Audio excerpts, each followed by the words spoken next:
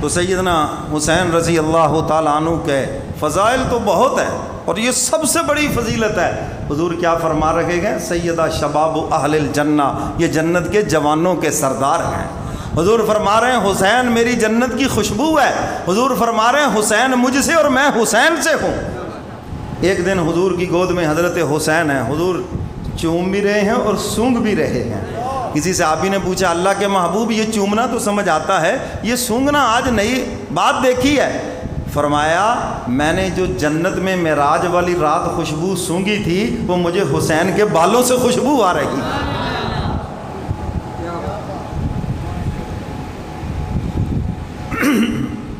حسین کہاں ہے جنت میں؟ حسین کہاں ہے؟ بولو بھائی، یہ جو اللہ کا قرآن بتا رہا ہے۔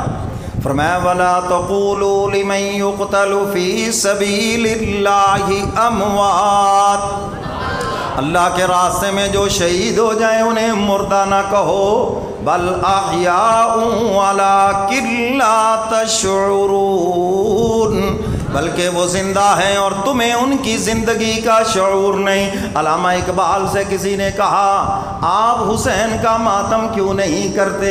علامہ اقبال نے جو برجستہ اشعار میں جواب دیا، آخری شعر یہی ہے کہ ہم زندہ و جاوید کا ماتم نہیں کرتے۔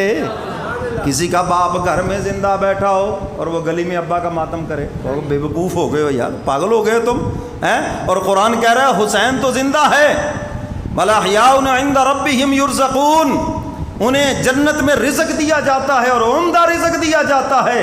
اور تجھے ملنگ کہتا ہے کہ وہ تو بھوکے پیاسے ہیں اس لیے سبیلیں لگ رہی ہیں، اس لیے جناب یہاں کھانے کھلائے جا رہے ہیں۔ یاد رکھو اگر کوئی اس عقیدے کے ساتھ سبیل لگائے گا بالکل حرام ہے وہ۔ قرآن کی یہ نفی ہے، قرآن کہہ رہا ہے کہ شہید زندہ ہیں اور ان کو جنت میں اعلیٰ رزق دیا جا رہا ہے، دنیا کے رزق سے اعلیٰ، دنیا کے رزق سے اعلیٰ رزق ان کو جنت میں دیا جا رہا ہے، اور جنت میں سب ٹھاٹ باٹ ہے۔ حسین کہاں ہے؟ بولو سارے، حسین کہاں ہے جنت میں؟ جنت میں کوئی کالی پٹی ہے، کوئی چھری ہے، کوئی چاقو ہے، کوئی برچھے، کوئی آہو فغاں، کوئی پٹ سیاپا کو ہے؟ یہ کہاں ہے؟ ارے یہ تو جہنم میں ہے۔ یہ کہاں ہے؟ جہنمی روئیں گے چیخیں گے، یہ تو سب سیاپا جہنم میں ہے۔ حسین بھی جنت میں، اور حسین کے ماننے والے اور حسین کے نقش قدم پہ چلنے والے وہ بھی سارے جنت میں ہیں۔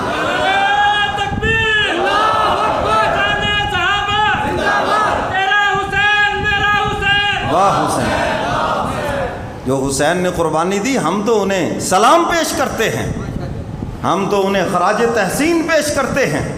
تو میرے محترم سامعین، حضرت حسین رضی اللہ تعالیٰ عنہ تو جنت میں ہیں، اعلیٰ مقام کے اندر ہیں، جنت کے جوانوں کے سردار ہیں، انہیں تو جنت کا رزق دیا جا رہا ہے، اور جو ان کو زندگی عطا کی، قرآن کہتا ہے تمہیں شعور ہی نہیں ہے اس کا، یہ دنیا کی زندگی جنت کی زندگی کا مقابلہ ہی نہیں کر سکتی، وہ تو اتنے اعلیٰ مقام کے اندر ہیں۔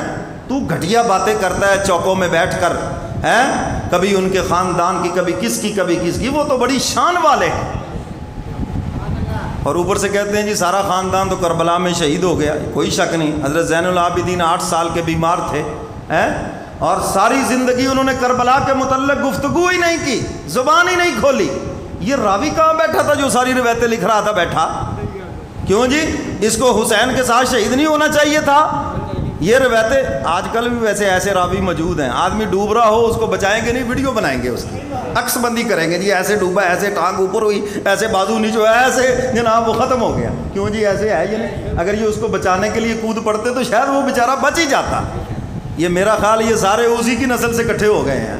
کیوں جی؟ جو تماشا دیکھ رہے ہیں بیٹھے، حضور کا نواسہ شہید ہو رہا ہے، یہ بیٹھے صرف روایتیں لکھ رہے ہیں۔ یہاں تک جو روایت ہے یہ ساری پختہ ہے، اور اس سے آگے جب حضرت حسین کی شہادت اور اس کے بعد کی جو روایتیں ہیں یہ ساری کی ساری یہ قاتلوں کی روایتیں ہیں۔ سمجھ آئیے بات کہ نہیں؟ بہت سے لوگ یہ کہتے ہیں یار سنی کیوں نہیں بیان کرتے؟ بھائی سنی یہاں تک تو بیان کریں گے جو مسلمہ ہے، اور جو قاتلوں کی روایتیں ہیں وہ ہم کیوں بیان کریں بھائی؟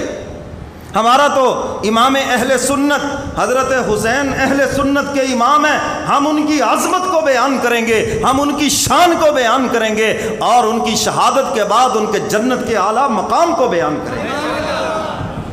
جو حضور کی زبان مبارک سے ان کے فضائل بیان ہوئے ہیں ہم وہ بیان کریں گے، جو ملنگ چرسی اور بھنگی بیان کریں گے وہ ہم کیوں بیان کریں؟ یہ ہمارے امام کی شان ہی نہیں ہے، یہ ہمارے امام کا مقام ہی نہیں ہے جو تم بتا رہے ہو۔ ہمارے امام کا مقام وہی ہے جو قرآن بتا رہا ہے، جو کملی والے پیغمبر کا فرمان بتا رہا ہے۔ حضرت حسین رضی اللہ تعالیٰ عنہ ہمارے امام ہیں۔ یزید ولی عہد بنا اور اس نے حکم دیا حسین سے بیعت لی جائے، مدینہ کا گورنر صاحب یہ رسول ہے، نرمی کا معاملہ کیا، حضرت حسین کو رات کی تاریکی میں بلایا۔ مختصر عرض کرتا ہوں تاکہ بات سمجھ آئے۔ رات کی تاریکی میں بلایا، یزید نے کہا کہ بیعت کرو۔ دیکھو حضرت امیر معاویہ رضی اللہ تعالیٰ عنہ کاتب وحی ہیں، اور اگر بیٹے نے باپ کی باتوں کو نظر انداز کر دیا، باپ کی نصیحتوں کو نظر انداز کر دیا، تو اس میں باپ کا کیا قصور ہے بھائی؟ حضرت نوح علیہ السلام کا بیٹا اگر کنعان نافرمان نکلا تو کیا نوح علیہ السلام کی پیغمبری میں کوئی فرق آ گیا؟ کیا ان کی عظمت اور شان میں کوئی فرق آ گیا؟ کوئی فرق نہیں ہے۔ لوط علیہ السلام کی بیوی نے اگر وقت کے نبی کی بات نہیں مانی تو لوط علیہ السلام کی شان میں کوئی فرق ہے؟ کوئی فرق نہیں۔ تو یزید نے اگر اپنے باپ حضرت امیر معاویہ کی بات نہیں مانی تو حضرت امیر معاویہ کی شان میں بھی کوئی فرق نہیں ہے۔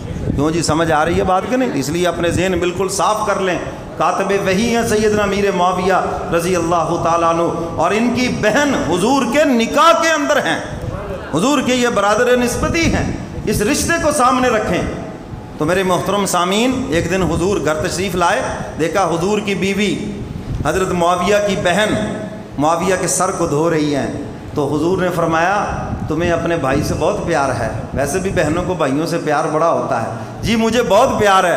حضور فرماتے ہیں صرف تو ہی اس سے پیار نہیں کرتی، میں بھی اس سے پیار کرتا ہوں، میرا رب بھی معاویہ سے پیار کرتا ہے۔